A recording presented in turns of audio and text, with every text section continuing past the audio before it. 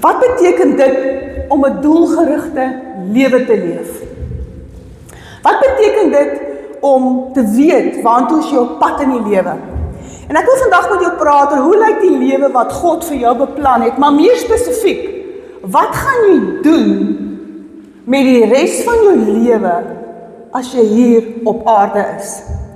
Ek weet nie presies wat vanoggend in elkeen van julle se lewe aangaan nie, maar ek wil vanoggend vir jou sê, die verlede is die verlede. Dis nie jou toekoms nie. En as jy hierdie jaar fokus op dit wat God wil hê jy moet doen, kan jy baie hindernisse oorkom op jou pad vorentoe. Ek wil vanoggend vir julle 'n vraag vra. Wie dink julle was die mees suksesvolste koning in die Bybel?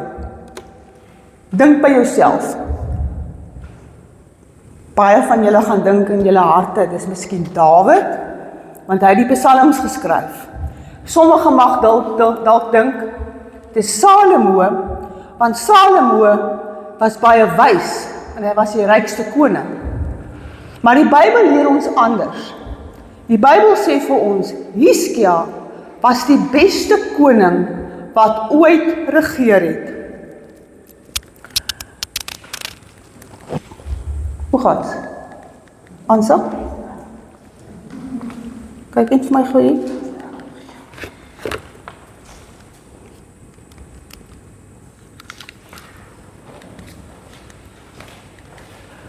Hiskia was die beste koning wat ooit regeer het. Die woord van die Here sê vir ons in 2 Konings 18 vers 2 tot 7, hy sê, Hiskia was 25 toe hy koning geword het, en het 29 jaar in Jerusalem geregeer. Hy het gedoen wat reg was vir die Here, net soos sy voorvader Dawid gedoen het. Hiskia het op die Here, die God van Israel, vertrou. Daar was nie 'n koning in Juda soos hy nie voor hom of na hom nie. Kan jy jou dit indink vanoggend? Hoe is 'n mens so suksesvol in alles wat jy doen? Ek is beseker nie so nie. Ek glo ook nie julle is so nie, maar die Bybel vertel vir ons dat Hiskia was verseker suksesvol in alles wat hy gedoen het. Hoekom? Want hy het gedoen wat God wou gehad het hy moes doen.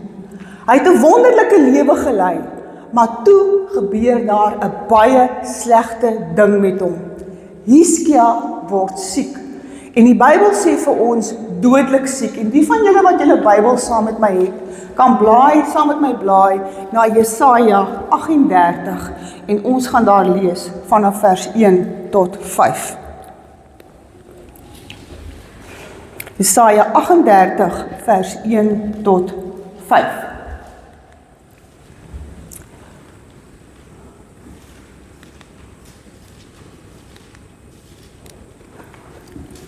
Omtrent daardie selfde tyd het Hiskia dodelik siek geword.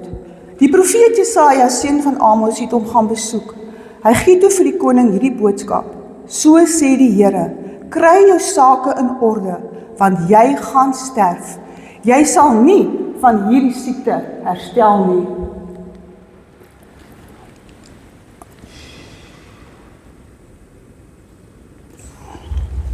Toe Hiskia dit hoor, het hy sy gesig na die muur toe gedraai. Hy het tot die Here gebid, Here, onthou hoe ek altyd probeer het om aan U getrou te bly.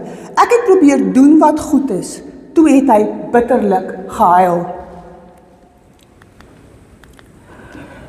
Toe het hierdie boodskap van die Here na Jesaja gekom. Gaan terug na Hiskia toe en sê vir hom, die wat die Here, die God van jou voorouder Dawid sê, dis wat die Here, die God van jou voorouder Dawid sê, ek het jou gebed verhoor, ek het jou trane gesien, ek voeg 15 jaar by jou lewe, en ek sal jou en hierdie stad uit die mag van die koning van Assirië red, ek sal hierdie stad beskerm. Hy sê, ek het jou gebed verhoor, ek het jou trane gesien, ek voeg 15 jaar by jou lewe. Hy voeg 15 jaar by Hiskia se lewe. Kan julle die prentjie voorstel, dat nadat die profeet Jesaja die doodsvonnis oor Hiskia uitgespreek het, sal hy doodgaan. En Jesaja kom sê vir hom, Jesaja, jy hoef nie eers te bid nie. Gebed gaan nie help nie. Die Here het klaar gesê jy gaan doodgaan. En hier gaan Hiskia, en hy gaan na God toe, en hy gaan onderhandel met God. Hy bargain met God. En Hiskia het 'n baie goeie lewe gelei. En toe hy terminaal siek word, vra hy vir die Here, Here, ek wil 'n bietjie langer lewe. En weet julle wat sê God? Hy sê, Hiskia, jy is reg. Ek gaan jou lewe verleng. Ek gaan dit langer maak met 15 jaar. Nou ek wil vandag, na aanleiding van Hiskia se storie vandag, vir jou 3 vrae vra. Die eerste vraag is, as God vanoggend vir jou sou vra, dat jy die redes moet gee, waarom hy jou lewe met 15 jaar van vandag af moet verleng, wat sou jy sê? Sou jy kom sê, Here, kyk hoe het ek gelewe, ek het gedoen wat reg was en ek was so getrou aan U. Wat sal jy vir die Here sê? Want weet julle wat? God weet presies wat het ek en jy met die laaste 15 jaar van ons lewe gedoen. En dit is ook die verwysingsraamwerk waar volgens hy die volgende 15 jaar vir ons gaan gee. Die tweede vraag is jy bereid om die res van jou lewe op so 'n wyse te leef, soos wat God bedoel het, jy moet leef? En dit is waaroor ons tydens ons doelgerigte reis gaan praat. Maar eers wil ek vir julle sê, waarom ons die doelgerigte lewe hierdie jaar gaan doen. Daar's 5 redes daarvoor. Die eerste een is, God wil hê dat jy jou lewe op so 'n wyse moet leef, waar hy die middelpunt, die senter daarvan is. Hy wil nie hê jy met jou lewe hier op aarde leef sonder hom nie. Hy wil 'n persoonlike verhouding met jou hê, maar hy soek meer as dit. Hy wil hê dat ons hele lewe oor hom moet gaan. Hy wil die anker wees van al die fasette van ons lewe. Dit is amper soos, die voorbeeld wat ons kan gebruik is soos 'n wiel en soos die speuke, nee, waar hy die middelpunt van dit wil wees. En die Bybel leer ons dat, die woord van die Here sê vir ons, ons moet heel eers die koninkryk van God soek, en dan sal alles vir ons bygevoeg word. Julle weet, as ons kyk na 'n wiel, en ons kyk, die middelpunt is hier en die speuke is daar, dan wil die Here eintlik hê, al die areas van ons lewe, hoe ek my werk doen, hoe ek my verhoudings doen, hoe ek my geld spandeer, hoe ek ontspanning doen, hoe ek in my huwelik is, hoe ek my kinders grootmaak, hoe ek na my liggaam kyk, al daardie goed, nee, van al daardie goed wil God die middelpunt wees. Jesus sê in Matteus 22 vers 37, sê hy, hierso staan dit, die groot gebod, hy sê, jy moet die Here jou God lief hê met jou hele hart, en met jou hele siel, en met jou hele verstand. Dit is die eerste en belangrikste opdrag. Die eerste en belangrikste opdrag. Voor ons enige iets anders doen, is dit die belangrikste dat ons God lief het met ons siel, met ons hele verstand, met alles, nee. Die tweede ewe belangrike opdrag is jy met jou naaste lief hê soos jouself. Dis wat die Here sê. Dit is wat die Here vir ons sê. So wat beteken dit wanneer ons Jesus die middelpunt, die anker van ons lewe maak? Dit beteken, hy is die nukleus, hy is die kern, hy is die fokuspunt van ons lewe. Baie mense wil lewe dat Jesus net 'n deel van hulle lewe is. Nee, hy is nie die middelpunt nie. Amper soos 'n pastei wat jou in verskillende dele sny. My kerklewe, my sosiale lewe, my sekslewe, my werkslewe, en so kan ons aangaan. Maar God wil nie net deel van jou lewe wees nie. God wil nie net deel van soos 'n pastei wees nie. Nee, hy wil die inhoud wees van die hele pastei van jou lewe. Elke area. Hy wil die middelpunt wees. Jy is gemaak vir God, deur God, en tot jy dit nie verstaan nie, gaan die lewe nooit vir jou sin maak nie. Toe een van die leermeesters van die wet vir Jesus gevra het, leermeester, wat is die belangrikste opdrag in die wet van Moses? Hy het eintlik probeer om Jesus vas te vra op daardie oomblik. Toe antwoord Jesus, jy moet jou God lief hê met jou hele hart, met jou hele siel en met jou hele verstand. Jesus het nie hier gesê, ek wil hê jy moet my dien of my volg of in bediening wees of reëls en regulasies volg nie. Hy het gesê, jy moet vir my lief wees met alles wat in jou is. Ja, al die ander goed is ook belangrik, want weet julle wat, as ons vir Jesus lief is met alles wat in ons is, gaan ons hom volg. Gaan ons aan hom gehoorsaam wees, gaan ons vir hom in bediening wil wees, gaan ons ander mense van hom wil vertel, maar ons kan dat goed nie doen, as ons nie lief is vir God nie. God wil hê, hy moet die as wees van jou bestaan, waarom alles draai. God wil die fokus wees van alles wat jy sê en wat jy doen. Die mees belangrikste ding wat jy met jou lewe kan doen, is om vir God lief te hê. En die mees belangrikste ding wat God wil hê jy moet doen, is om te leer om vir hom lief te wees, sodat hy ook vir jou kan lief wees. En die Bybel noem dit aanbidding. God wil hê, ek moet my lewe om hom sentreer. Dit is die eerste purpose waarvoor God my en jou gemaak het. En mense, ons gaan baie oor aanbidding praat tydens die tema van die doelgerigte lewe. Wanneer ons op God fokus, raak ons probleme kleiner. As jy 'n groot God het, is jou probleme klein. Maar as jy groot probleme het, is jou God klein. Dit gaan alles oor waarop jy fokus. God sê vanoggend vir jou, maak my die fokus van jou lewe. En wanneer jy begin verstaan wat dit beteken om 'n doelgerigte lewe te leef, gaan jy 'n vervulde lewe begin leef. Die lewe gaan vir jou sin maak. Maak nie saak wat se storms jou pad langs kom nie. Jy gaan weet, hoekom is jy op hierdie aarde en wat wil God met jou lewe doen. Jy gaan na die lewe uit God se perspektief begin kyk en nie uit jou eie uit nie. Jy gaan verstaan hoe om die groot opdrag en die groot gebod prakties uit te leef. Dis die twee goed wat Jesus vir ons gegee het om te doen. En dis wat ek en jy op aarde moet doen. Dis hoekom ons op die einde van die dag gemaak is. Jy gaan begin verstaan, as jy jou purpose ken, hoe om hierdie goeders te doen. Nou, hoe gaan jy weet as jou lewe op God gefokus is en as hy die middelpunt daarvan is? Jy gaan ophou om elke dag ook jou alles te bekommer. En wanneer jy worry, is dit 'n teken dat iets het die middelpunt van jou lewe oorgeneem wat nie God is nie.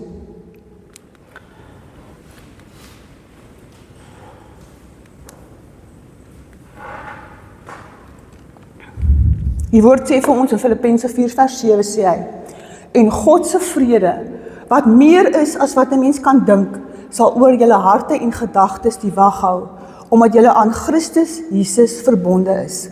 So die vraag is, gaan jou lewe op God fokus as God vir jou die volgende 15 jaar in jou lewe gee? En as jy dit nie gaan doen, waarop gaan jy jou lewe fokus die volgende 15 jaar? Gaan dit oor jou loopbaan gaan? Gaan dit oor jou kinders gaan? Gaan dit oor maak hoeveel geld maak jy? Hoe gewild jy is? Gaan dit oor plesier gaan? Of gaan dit oor enige ander dergelike dinge gaan?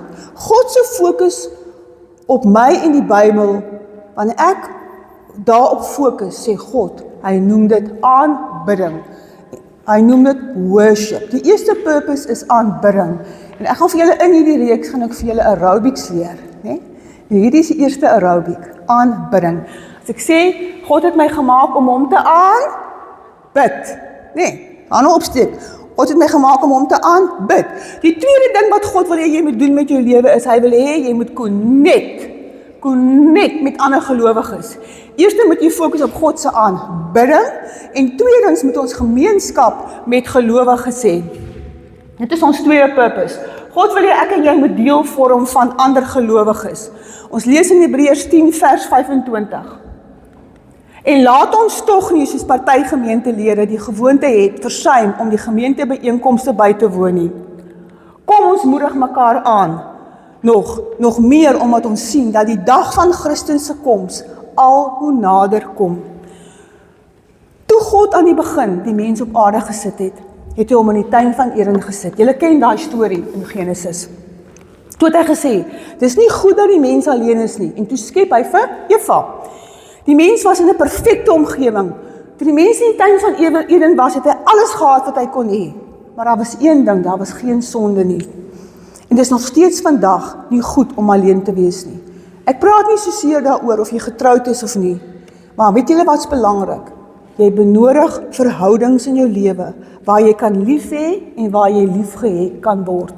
Jy is na die beeld van God geskape, en hy is liefde. En die Bybel leer ons dat God die wêreld so lief gehad het, dat hy die wêreld geskep het om dit lief te hê. Hy wou 'n familie hê, en ons word almal uitgenooi om deel van daai familie van hom te wees.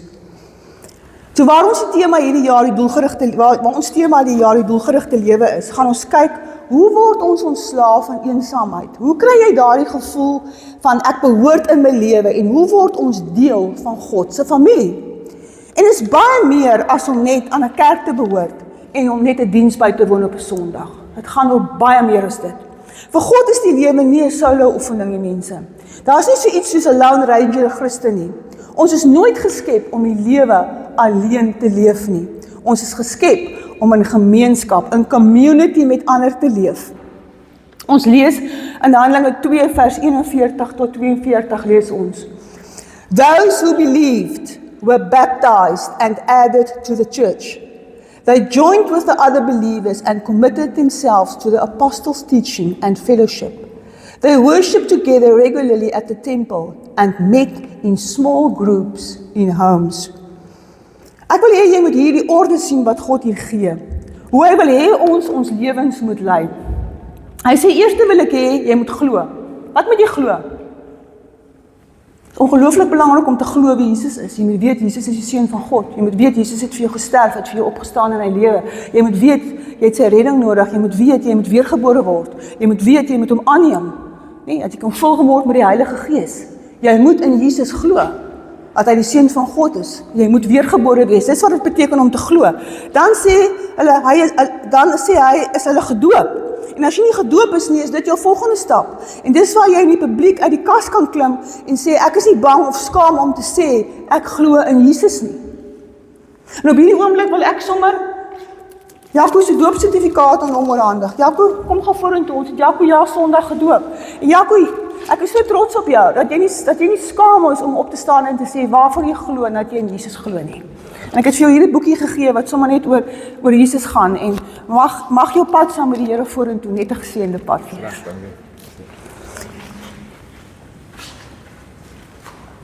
So, dis belangrik, en dis die derde ding wat God wil hê jy moet doen, jy moet deel word van 'n kerk. Hy wil hê jy moet deel word van 'n kerk. En as jy deel van Oesterbaai Gemeenskapskerk wil word, moet jy nou met my kom praat. Ons lidmaatskap is nou oop, ons is 'n baie jong gemeente en ons is besig om hierdie kerk onder die Baptiste Kerk van Suid-Afrika te govern. So dit gaan 'n Baptiste Kerk wees wat gaan bekend staan as die gemeenskapskerk van Oesterbaai. So as jy regtig wil deel word van ons geloofsgemeenskap, kom praat met my. Handelinge 2 wat ons gelees het sê, they believed, they got baptized, they were added to the church, they committed themselves to the apostles' teachings. Wat is die apostle teaching waarvan hy praat? Dit is, die Bybel is deur die apostels geskryf, hulle het die Nuwe Testament geskryf, hulle het die Bybel saam bestudeer en hulle het dit in fellowship gedoen. En verder sê die vers, hulle het saam gebid en in klein groepe in hulle huise by mekaar gekom. So let daarop, hulle het in groot groepe in die tempel aanbid, soos wat ons vanoggend 'n celebration het, ons is meer by mekaar kom, ons kom aanbid die Here saam, maar dan het hulle ook in klein groepe by mekaar gekom. Nou op 4 Februarie gaan nou ook klein groepe in Oesterbaai begin. Life on Life Missional Disciples groepe. En as jy ernstig is hierdie jaar om geestelik te groei, en as jy die intensie het hierdie jaar om te weet wat is die purpose van jou lewe, moet jy in 'n klein groep kom. Want dit is waar ons met die Purpose Driven Life materiaal verder gaan werk, waar ons gaan werk met materiaal van John Ortberg, The Life You Always Wanted, sodat weet my as jy wil deel wees van so 'n groep. Het begin die 4 Februarie. Miskien moet jy so 'n groep host, ek weet nie, miskien moet daar meer as een groep wees. Kom ons kyk wat die Here vir ons doen in hierdie area. En dit is wat dit beteken om in 'n gemeenskap met ander gelowiges te leef. So as jy intentioneel is, maak seker dat jy in 'n Life on Life groep kom. Ek noem dit 'n Life on Life groep, want ek het al 'n bietjie verby selgroepe gevorder. OK. Ek het in my lewe 'n teses gedoen op Life on Life Missional Disciple groepe. Dit gaan nie meer vir my net om 'n selgroep daar nie, dit gaan regtig vir my wanneer ek 'n groep hou, moet mense disippels van die Here Jesus word. En dit gaan op Life on Life Missional, waar ek vir jou nie net sê jy moet 'n ding doen, en ek wys vir jou, hoe moet ons dit doen om 'n disipel van die Here Jesus te word.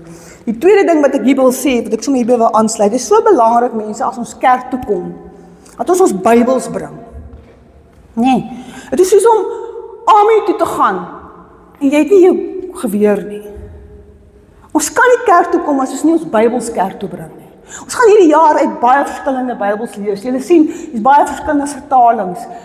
Alrede hoekom dit so is, toe die Bybel, ons Bybels in Afrikaans gemaak is, of die Engelse Bybel is gemaak, is daar baie minder woorde gebruik, as toe die Ou Testament en die Nuwe Testament in Grieks en Hebreëus beskikbaar was. Dis hoekom daar baie verskillende vertalings is. So wanneer 'n mens iets wil sê, dan gaan kyk jy na die vertaling, wat vir jou die beste nuance gee, wil ek amper vir sê, die beste boodskap oordra. So jy gaan baie verskillende vertalings gebruik word. Maar dis nie te sê, jy kan nie jou Bybel gebruik nie.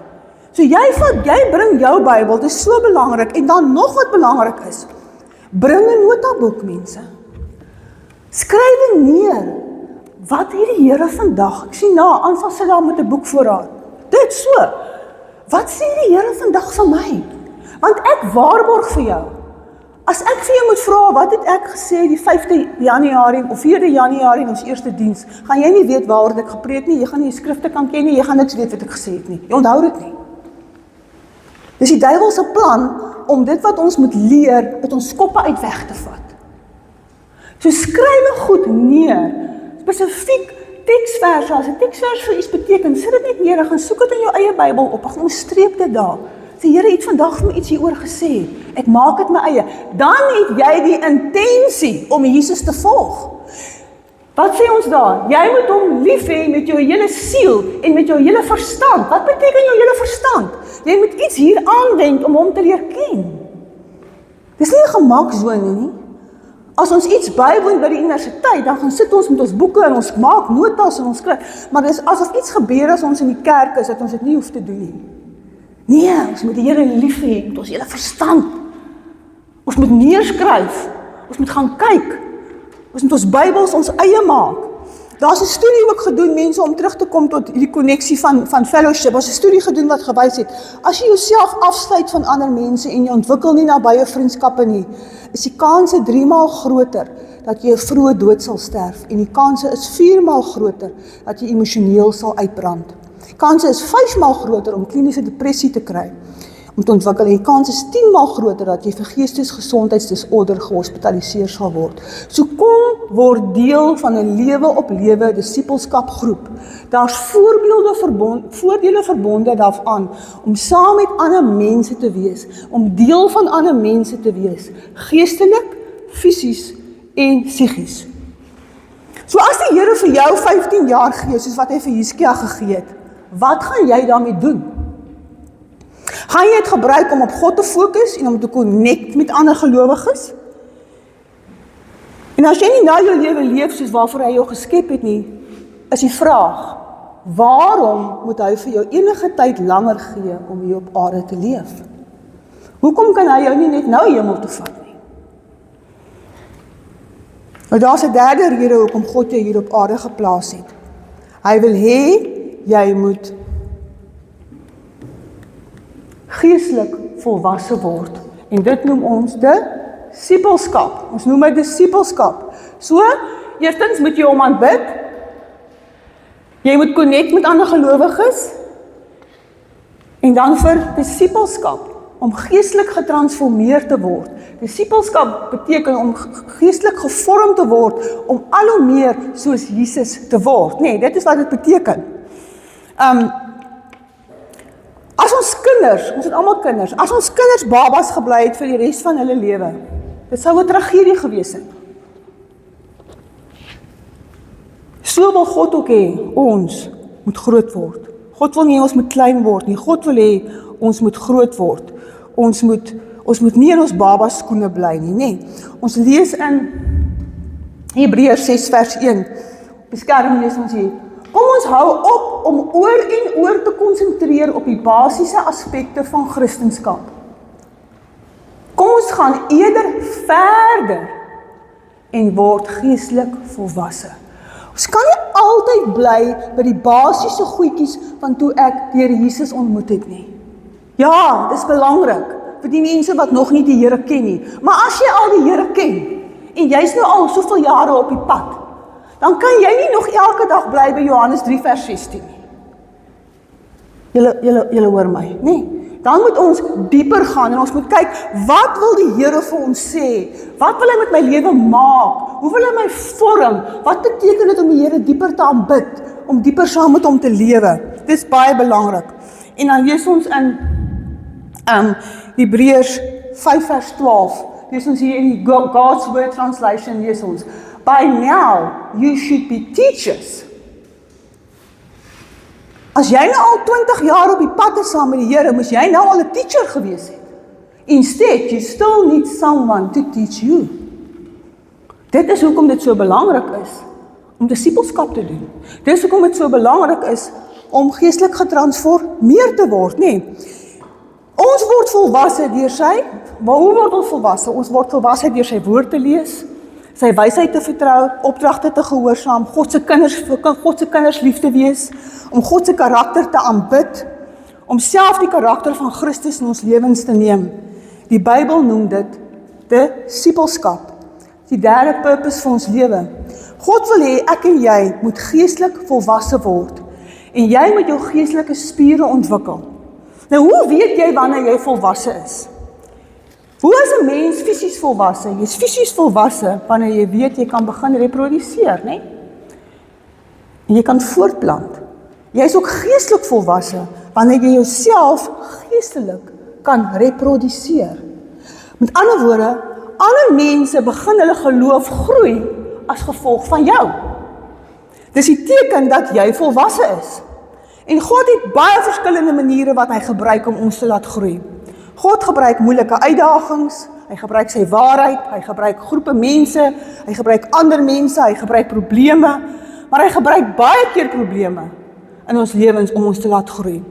Nou ons gaan in die doelgerigte lewe daarna kyk, dat God se purpose vir jou lewe is groter as enige probleem wat jy mag ervaar, want elke probleem het 'n purpose.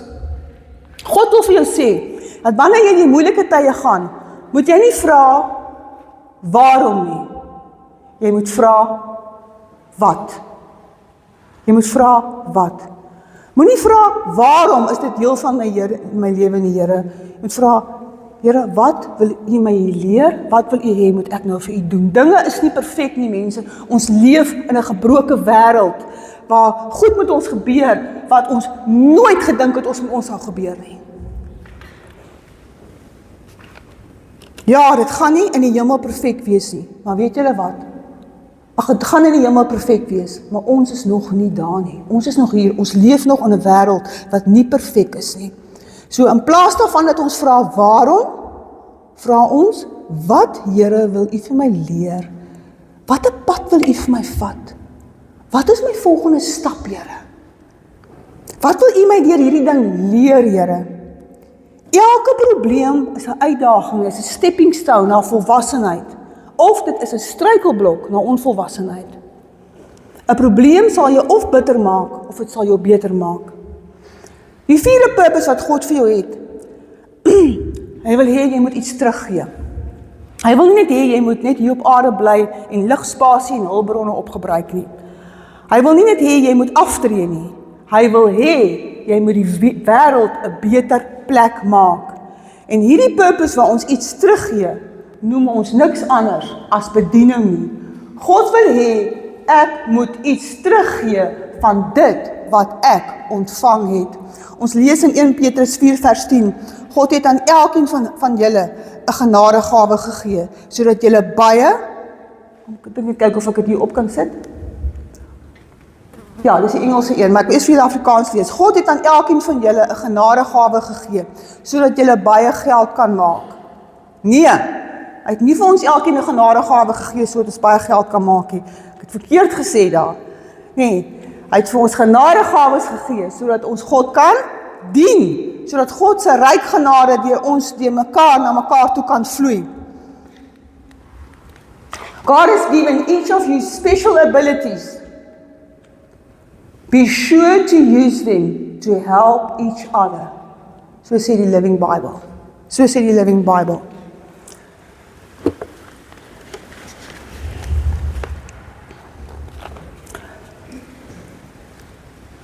Hier op aarde, mense, kan ons nie God fisies dien nie. Want God is onsigbaar. Ons kan God nie sien nie. Die enigste manier hoe jy dit kan doen, is om ander mense te dien. Jesus sê self, as ons vir iemand 'n beker water gee, of 'n gevangenes in die tronk besoek, dan dien ons hom.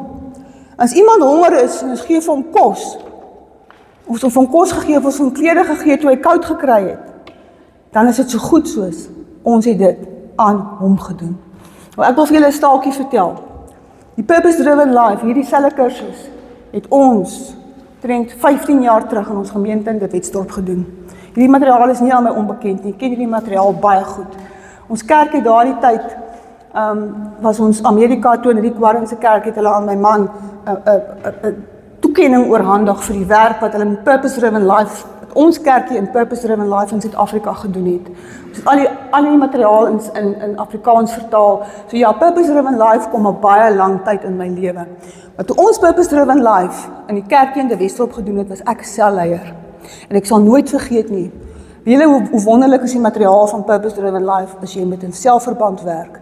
Want elke keer as jy 'n week by mekaar kom, dan challenge die Here jou. Hy challenge jou voor jy nog daar kom, as jy klaar gechallenge met die materiaal. En so het was ons in die week waar ons oor bediening gewerk het en om uit te reik na ander mense toe. En ons het die aand in die sel en ons selle was groot gewees. En daai oggend van daai selgroep was in die middel van die winter in Junie maand, bel hulle my op de Wetsdorp. Het 'n ou oom op die dorp aangekom. Hy is soos 'n boemelaar en sy been is af en hy is koud op de Wetsdorp. Dis winter, die man lê daar in die pad en ek sal kom en iets met die man kom doen nie. Want wat was in de Wetsdorp so? As enige iets op die kerk gebeur, in die dorp gebeur het en die ander kerke wou dit nie doen nie, dan het hulle ons kerk gebel. Nee, het hulle ons kerk gebel. En ek is al weg en ek het om Piet gaan optel in die straat. En ek het om Piet gevat en ons het hom versorg en ons moet nou vir hom baie goed gee, want om Piet het niks. En ek is die aand, ek onthou dit so goed, ons is in die selgroep en ek vra die aand in die selgroep.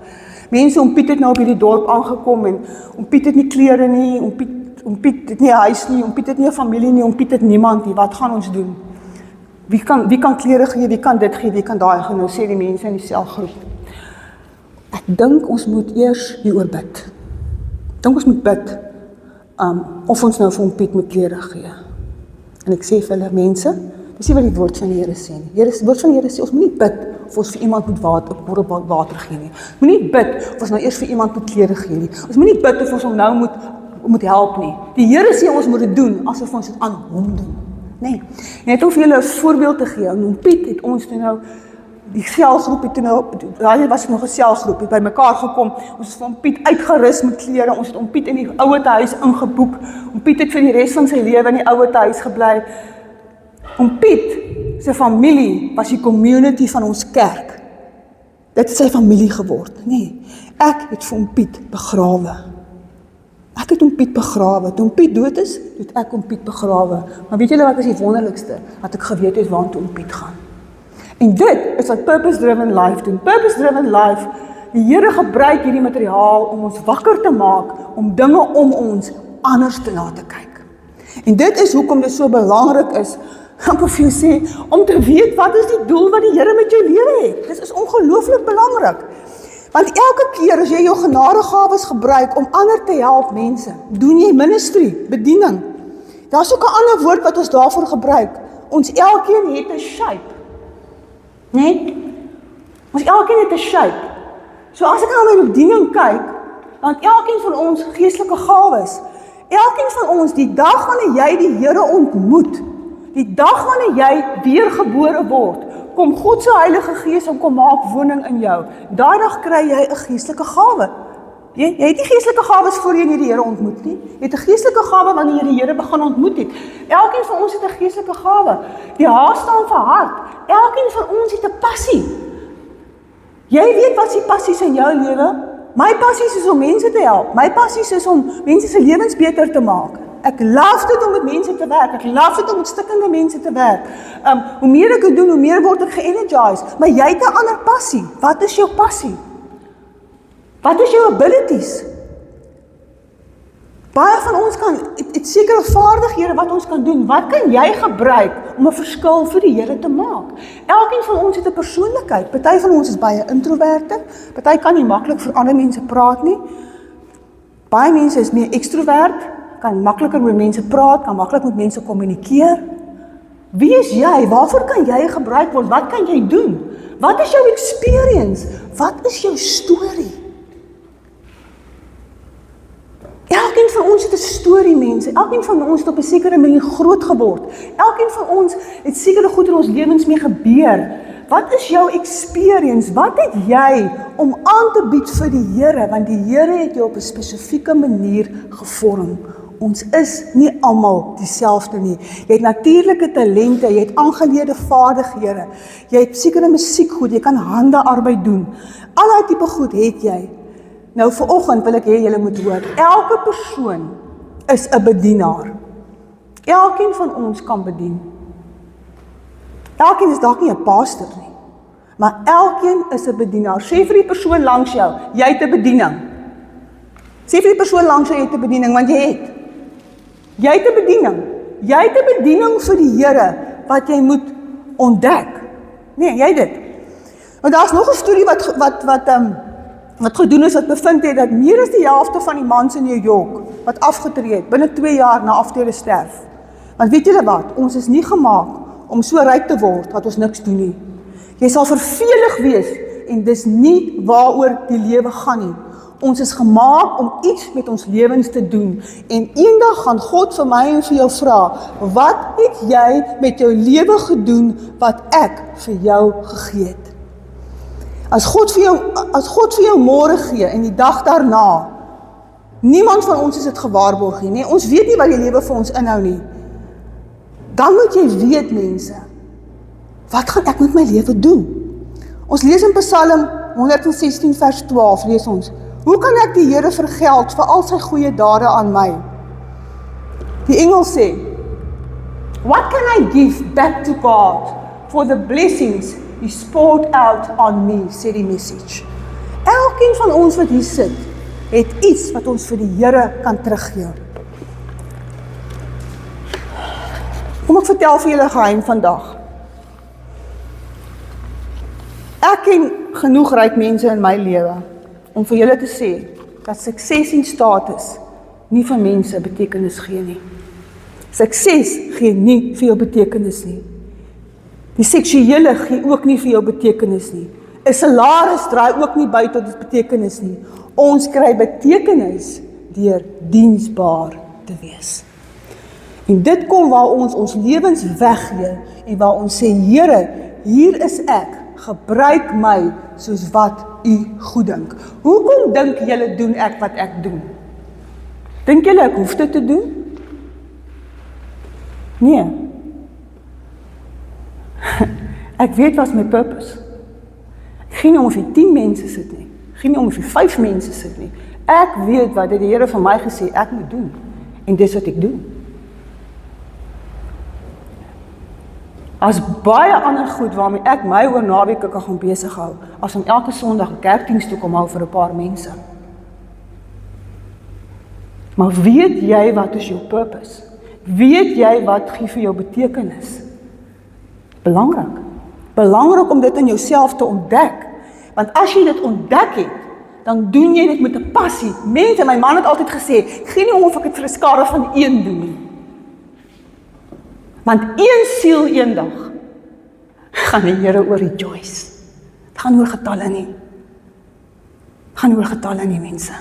As dit oor getalle gegaan het, het ek 'n kerk in St. Francis gaan maak. Waar baie Afrikaanse mense sit, waar horde mense sou kom sit het. Dis nie my purpose nie. My purpose is ek bly op Oesterbaai en die Here het my geroep om hier 'n kerk te plant. Hier 'n kerk te plant vir Oesterbaai se mense. Verstaan jou purpose, verstaan hoekom jy doen wat jy doen, al is dit nie altyd wow nie. Goed hoef nie wow te wees vir God nie. Wees lief vir die Here met jou hart en doen wat jy moet doen. En weet julle wat, ek het my purpose vir die eerste keer gevind toe ek dieselfde doelgerigte kursus 20 jaar gelede begin het in hy kerkie in die Wetstorp. Dis hoekom ek weet mense, hoeveel waarde hierdie kursus het, of hierdie tema het. Dit het soveel betekenis. En ons het daai kerkie as pastors gelei, ek en my man, en ons was van die eerste kerke in Suid-Afrika wat die doelgerigte lewe gedoen het. So ek ken so die verskriklike doel hiervan, en dit is hoekom ek hierdie materiaal hierdie jaar vir ons kerk gekies het, omdat ek weet, dit is so lewensveranderend. Maar dit bly nog steeds elke mens se keuse, om te kom, en te kom hoor, en dit self te kom vat. Jy kan dit in niemand se keel afdruk nie, nee, elkeen kom vrylik, en hulle kom kry dit, en hulle kom haal dit. Ja mense, en tot en met vandag weet ek dat ek nie net vir myself kan leef nie, maar dat ek moet leef vir God. En dit is hoekom ek vandag doen wat ek doen. Dis hoekom ek doen wat ek doen. En wanneer ons hierdie beginsels wat ons hier leer van die doelgerigte lewe uitleef, sal daar groei in ons lewens wees. Maar ons lewens, en dit sal ook groei in die lewe van die gemeenskap van die mense om ons wees. So mag die Here ook hierdie doelgerigte boodskappe hierdie jaar seën in elkeen van julle se lewe, en mag dit vrug dra. Al 4 van hierdie purposes waaroor ons reeds gesels het: aanbidding, gemeenskap met gelowiges, disippelskap en bediening is die dinge wat jy in die hemel gaan doen. Dis die dinge wat jy in die hemel gaan doen. Die Bybel vertel vir ons dat ons vir ewig gaan lewe. En as ons Jesus volg, moet ons lewe en as ons weergebore is, nie? Ons gaan vir ewig daar wees. So hierdie lewe is bedoel vir baie meer. En eendag gaan jou hart ophou klop. Maar weet jy wat? Dit gaan nie die einde van jou lewe wees nie. Het gaan dalk die einde van jou liggaam wees. So as jy jou tyd op aarde vergelyk met die tyd wat jy vir ewig gaan spandeer in die ewigheid, sê maar ons moet dit vergelyk met iets soos kilometer, dan kan 'n mens sê 'n millimeter teen 'n kilometer. En dan is dit nog steeds nie so nie, want jy gaan vir ewig en vir ewig en vir ewig, tot miljoen jare gaan jy eendag in die ewigheid spandeer. En het jy al daaroor gedink wat jy gaan doen as jy in die hemel is? Ons gaan vir God lief wees, en dit is aanbidding. Ons gaan vir ander lief wees, en dit is fellowship. Ons gaan in God groei, en dit is disippelskap. En ons gaan dien in die hemel, en dit is bediening. Wat wil God hê ek en jy moet hier op aarde doen? Hy wil hê ek en jy moet so lank oefen om dit te doen. As ons daar kom, dat ons dit reeds kan doen. Nou, jy kan aanbid hier op aarde, jy kan bid, jy kan sing, jy kan, die Bybel sê ons kan pret hier in die hemel, ons kan slaap in die hemel, ons kan ontspan, ons kan allerlei goed in die hemel doen, maar weet julle wat? Daar's 2 dinge wat jy nie in die hemel kan doen nie. Die eerste een is, gaan nie sonde kan doen daar nie, want daar is nie sonde nie. Die ander een is, jy gaan nie in die hemel vir enige iemand anders van wat Jesus nie ken nie, van Jesus kan vertel nie. So sonde doen en om die evangelie te verkondig, is die 2 goed wat jy nie in die hemel kan doen nie. Dit wat ek vanmôre hier doen, kan ek nie in die hemel doen nie, ek kan dit net op die aarde doen. So watter een van hierdie 2 dink jy wil God hê moet jy hier op aarde doen? Definitief nie sonde doen nie. God wil hê, jy moet vir ander mense vertel van die Here Jesus. Hoekom ken jy die Here Jesus? Omdat iemand op 'n tyd dit vir jou vertel het. Nee, maar jy het by iemand gehoor, iemand het vir jou vertel. So nou moet jy gaan en jy moet iemand anders van die liefde van die Here Jesus vertel. Jy moet vir iemand anders sê, kom kerk toe, kom hoor van die liefde van die Here Jesus. En dit is die 5de purpose, en dit noem ons sending. Ons noem dit sending. So ons het nou aanbidding, ons het community met believers, ons het disippelskap, ons het bediening en ons het sending. God wil hê ek en jy moet ander mense vertel van sy liefde en van sy genade. Dis die 5de purpose wat die Here vir ons het. God wil hê ons moet sy goeie nuus met ander deel. Nou mense, as ek vanoggend hier staan en ek het die kuur vir kanker, en ek het die kuur vir kanker dat mense kan gesond word en hulle hoef nie meer vir chemo te gaan nie, en hulle hoef nie chemopille te drink nie, en hulle hoef nie daai goed te doen nie, maar ek sê dit vir niemand nie. Dan is dit mos asof ek 'n kriminele daad pleeg. En so is dit ook, wanneer ons weet, dat mense se sondes vergewe kan word, mense kan 'n beter lewe lei, mense kan in vrede leef, mense kan vrykom van die kettinge wat om hulle is. As ons nie vir ander mense dit vertel nie, dan is dit ook asof ons 'n kriminele daad pleeg. Nee, so is ongelooflik belangrik om sending te doen. Ons lees in 2 Korintiërs 5 vers 18 en 20, lees ons. Through Christ, God has made peace between us and himself, and he gave us the work of telling everyone about the peace we can have in him. So we have been sent to speak for Christ. So sê die New Century Version van die Bybel. Ons moet ander mense van Jesus vertel. Ons moet nie skaam wees nie. Ons moet nie bang wees nie. Ons moet nie vir mense bang wees om vir mense te bid nie. Waarom moet ons Jesus se liefde deel? Waar moet ons mense se liefde deel? Mense oral oor. By die werk, by die huis, by die skool, met ons familie, in restaurante, coffeeshops, oral waar jy mense kan vind, moet ons God se liefde met ander deel. Purpose driven is vandag 'n brand wat baie bekend is. Mense weet daarvan. En daarom is dit maklik om mense kerk toe te nooi en vir hulle te sê, kom luister na ons, kom luister na wat gaan gesê word oor die doelgerigte lewe. Dis nie iets wat iemand nie van weet nie. Mense weet van purpose driven, hulle weet van die doelgerigte lewe. Die purpose driven boek is die boek wat nog die meeste verkoop is in die geskiedenis van die wêreld na die Bybel. Miljoene mense het dit gelees, en met die onlangse statistieke het hulle gesê, 15 miljoen mense het dit al gelees. Nou as 15 miljoen mense dit gelees het, beteken dit 250 miljoen weet nog nie daarvan nie. So daar is nog 'n groot taak om te doen, sodat mense hulle purposes leer ken, en werklik vir Jesus begin volg. So die grootste geskenk wat jy vir 'n vriend of familie kan gee, is om hulle te help, om hulle purpose te vind. So wie gaan jy nooi om die reeks te kom doen? Ons is miskien 'n paar wat vandag hier sit. Dis baie meer mense wat hier op Oesterbaai bly. Dis baie meer mense wat hier in ons gemeenskap is. Nee. Mense gaan nie van hulle purposes hoor mense in 'n kroeg van 'n Sabine op die dorp nie. Nee. Of hierso in 'n plaaslike restaurant nie. Of op die alledaagse TV nie. Hulle gaan nie daarvan hoor nie. Hulle gaan daarvan hoor tussen die gemeenskap van gelowiges waar ons in die kerk by mekaar kom. Dis waar hulle daarvan gaan hoor. So om God se purpose vir jou lewe te ken, moet jy die God ken wat jou gemaak het. Jy het nie jouself gemaak nie, so jy kan nie vir jouself vertel wat jou purpose is nie. Jy kan nie vir jouself vertel, dis my purpose nie. God het jou gemaak en hy sê vir jou waarvoor hy jou wil gebruik. En daai het ek vanoggend vir julle gegee. En nou is dit belangrik om daai wat ons vanmôre gegee het te gaan ontrafel en te gaan kyk, hoe gaan ons dit prakties in ons lewens doen? Hoe gaan ons dit prakties toepas? Hoe gaan ons dit prakties uitleef? En hoe vertel jy vir ander mense van God se liefde? Jy vertel vir ander mense van God se liefde deur jou woorde en deur jou lewe. So ek wil hê julle moet gaan bid. En ek wil hê, tot en met volgende week, moet jy 5 mense nooi om te kom. Bid oor 5 mense, nooi 5 mense om te kom. Mense, dis belangrik dat mense hulle purposes moet weet. Nooi hulle kerk toe. Die vraag vanoggend wat jy vir jouself moet vra is, gaan mense in die hemel wees as gevolg van my? Gaan enige iemand in die hemel wees as gevolg van jou? Of nie? Belangrike vraag. Het jy al so daaroor gedink? Want jy gaan definitief in die hemel wees omdat iemand vir jou van die Here vertel het. Jou na die Here toe gelei het.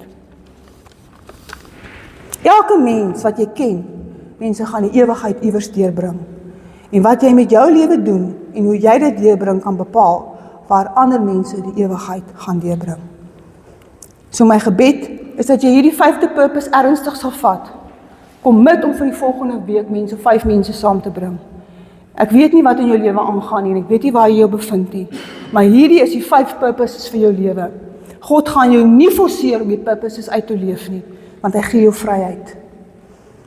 Jy kan dit verwerp, jy kan wegloop van dit af, jy kan jou eie ding gaan doen, maar weet jy wat? Het gaan 'n baie groot vermorsing wees van jou lewe, jou tyd, jou talente, en dit gaan 'n impak hê op waar jy die ewigheid gaan deurbring. Die ewigheid is 'n baie lang pad. Dit bly jou keuse. Dit bly jou keuse. As jy begin om jou lewe te bou op jou purpose en nie op plesier, status of rykdom of aansien nie, dan het jy 'n fondasie mense wat rotsvas is. En wanneer die storms en aardbewings van jou lewe kom, ook emosionele aardbewings, ons almal ken daai aardbewings, nê? Fisiese, finansiële en gesondheidsuitdagings, het jy 'n stabiliteit wat vas staan in die ewige purposes van God. En dit is so belangrik. Ek glo dat hierdie doelgerigte reis waarop ons vertrek, baie mense se lewens gaan verander en dat God jou op 'n manier gaan gebruik waaroor jy self verbaas gaan staan. En soos ons vanoggend hierdie diens gaan afsluit en gaan oorgaan na die nagmaal, wil ek jou vra, wat gaan jou volgende stap wees? Hoekom moet God jou op hierdie aarde hou? Hizkia het gesê, Here, laat my asseblief 'n verdere 15 jaar leef. Kyk wat het ek alles gedoen. Ek gaan meer van dit doen, Here. Wat gaan jy doen met die res van jou lewe? Baie belangrik. Ek wil hê jy moet op die skerm kyk, wat gaan jou volgende stap wees? Is jou volgende stap om te glo? Net om jou vertroue jou eers aan God te sit? Of is jou volgende stap om gedoop te word? Of is jou volgende stap om te behoort? As jy nog nie deel is van die kerk nie, nou die tyd om met my daaroor te begin praat. As jy voel jy wil hier behoort, jy wil dit jou gemeenskap van gelowiges maak. As jy in 'n lewe op lewe disippelskap groep, dan staak jou volgende stap. 'n Groep wat in huise in die week vergader. Het jy die intensie om hierdie jaar geestelik te groei? Want dan is dit wat jy moet doen. Dan is dit wat jy moet doen. So, stuur asseblief julle nommer, julle naam vir my, as jy wil deel wees van die groep, maar die nommer is ook hier buite op die banner as julle uitry, julle kan daar ook kry. So, kom ons sluit ons oë en kom ons vra die Here om ons te help, sodat ons in hierdie jaar regtig ons fokus daarop sit, om 'n doelgerigte lewe vir hom te lei. Here, ek wil U dank vir die mense wat vandag hier is. Dankie Here dat U elkeen van ons geskep het. Dankie Here dat U ons vandag gereed maak om op die doelgerigte reis te vertrek. En Here, al wat vandag belangrik is dat ek hier is, en dat jy hier is. Die wat nie is nie, het vandag sin uitgemis. Hulle is dalk volgende week hier. Maar dankie Here vir die wat vandag hier is. Dankie Here vir die wat vandag gehoor het, Here, hoe U oor 'n lewe dink. Heilige Gees, ek vra dat U hierdie boodskap sal benat in elkeen se hart vanoggend. En ek wil vanoggend hê, daar waar jy sit, wil ek hê jy moet self vanoggend, dit wat ek nou gaan bid, sommer in jou hart vir jouself agterna bid. Sê vir die Here, Vader, ek erken vanoggend dat ek nie altyd my lewe geleef het soos wat U dit bestem het nie. Sê dit vir die Here. Ek is jammer, Here, maar ek weet vandag wat U wil hê ek moet doen. Sê verder vir hom, ek wil verander, Here. Ek wil U purposes volg vir my lewe. Ek wil deel wees en ek wil hê my lewe moet gesentreer wees om U. En ek wil deel wees van 'n ander gemeenskap van gelowiges. Ek wil verbind wees aan gelowiges, Here. Here, ek wil 'n pad van disippelskap stap. Ek wil gevorm word om meer en meer soos U te wees, Here. Ek wil meer en meer soos U lyk. Ek wil meer en meer soos U praat. Ek wil meer en meer soos U optree. Ek wil meer en meer, Here, U lig uitstraal oral waar ek beweeg en oral waar ek gaan. Here, ek wil graag U liefde in 'n ander leef. Here, wys my, wat is my shape? Wys my, Here, wat kan ek doen? Waar kan ek betrokke wees, Here, om 'n verskil vir U te maak? En Here, help my, dat ek U liefde kan uitleef na ander toe. Dat ek vir ander kan vertel van U liefde, dat U hulle so lief gehad het, dat U vir hulle gesterf het, en dat U vir hulle opgestaan het, Here. Help my, Here, om dit te kan doen. Dis my gebed in die naam van Jesus. Amen. Amen. Terwyl julle so sit, kom ons beweeg net hier na die nagmaaltafel toe. Daar is sy.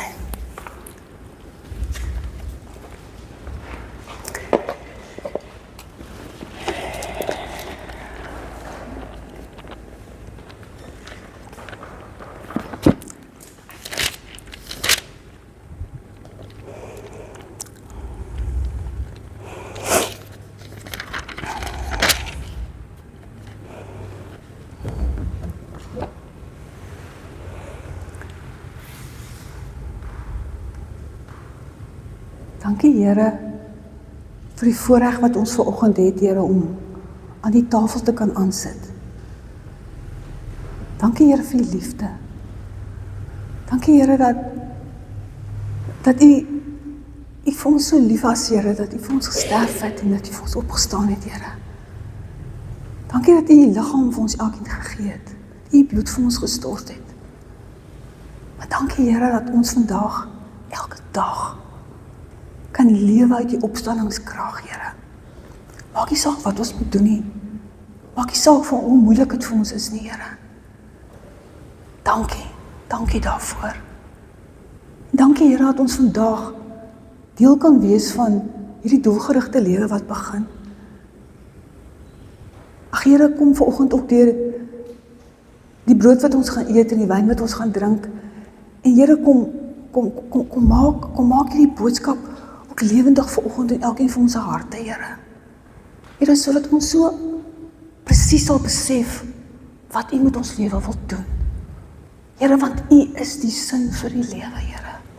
Daar's niks anders, Here, wat die sin vir die lewe is as U nie. Dankie, Here, dat ons nou aan die tafel kan aansit. Kom Heilige Gees en wees U teenwoordig. Waai oor ons vanoggend, Here. Kom raak ons aan. Maak ons bewus van die teenwoordigheid. Ons sê vir U daarvoor dankie. En almal sê saam, amen. Amen. Ons lees saam uit. Ek kom hier vra, aanvang kom staan jy hier so en Martha en Jaco, ek gaan sommer vir julle vra om vanoggend te help om die nagmaal uit te deel. Kom staan net hier by my en dan ons lees net saam uit Lukas 22 wat die Here Jesus hier skryf. Hy skryf homself wat hy gesê het, skryf Lukas hier, hy sê, Jesus het ook brood geneem, 'n dankgebed uitgespreek, dit in stukke gebreek en vir hulle gegee, terwyl hy sê, dit is my liggaam, wat ter wille van julle gegee word. Gebruik dit ter herinnering aan my. Dis wat hy sê, ons moet dit gebruik om te dink en te onthou wat Jesus vir my en vir jou gedoen het. En wat hy wil hê, ek en jy met ons lewens moet doen. En hy het die brood gevat en hy het dit gebreek. En hy het vir diegene om hom daarvan gegee en gesê, hulle moet dit eet as nagedagtenis aan hom.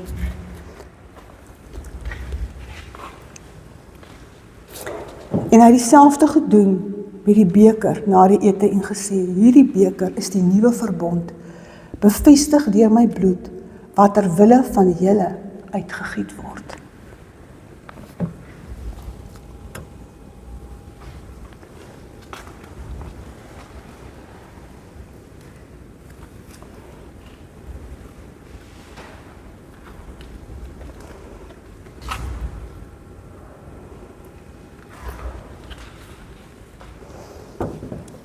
Goed, so hulle gaan dit nou vir julle uitbring en dan kan elkeen sy julle kan julle nagmaal gou eet jou nagmaal, doen jou nagmaal. As die nagmaal by jou kom, kan jy dit self op jou eie met die Here praat, jy kan self by die Here stil word, jy kan self by die Here hoor wat wil die Here vir jou sê, jy hoef nie te wag tot